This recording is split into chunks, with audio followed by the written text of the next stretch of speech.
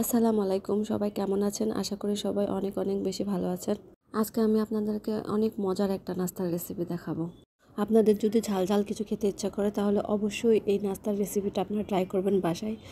আমি এখানে ডাবলি বুট আর ছোলা বুট ভিজিয়ে রেখেছিলাম 4 ঘন্টা। তারপর আমি এটা পানিতে সিদ্ধ করে নিয়েছি, অনেক নরম করে সিদ্ধ করে নিতে হবে। তারপর একটা কড়াইয়ে আমি পেঁয়াজ মরিচগুলো ভালোভাবে ভেজে নেব।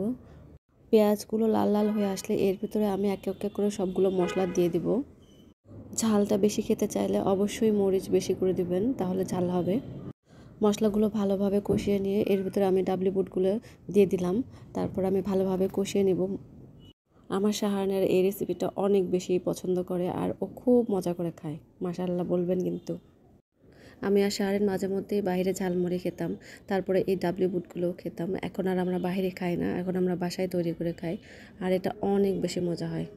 এখানে আমি পেঁয়াজ, কাঁচামরিচ, তারপর শসা কেটে নিয়েছি, কারণ আমি এখানে ঝালমুড়িও খাবো, ঝালমুড়ি বানাবো। তাই এখানে একটা জারে মুড়ি নিয়ে নিলাম, তারপর ডাবলি বুট দিয়ে দিলাম, চানাচুর দিলাম, পেঁয়াজ কাঁচামরিচ দিয়ে ভালোভাবে ঝাঁকিয়ে নেব।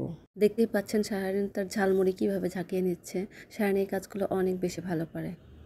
খেতে যে কতটা মজার, একবার বানিয়ে খেলেই বুঝতে পারবেন যে কতটা মজা হয়েছে। আরেকটা মাখা বানিয়ে ফেললাম। এখানে আমি শসা আর পেঁয়াজ আর কাঁচামরিচ দিয়ে দিয়েছি, আর এই মাখাটা আমার শ্বশুর অনেক বেশি পছন্দ করে। আপনাদের যদি এই রেসিপিটা ভালো লেগে থাকে তাহলে অবশ্যই বাসায় ট্রাই করবেন। Thank you.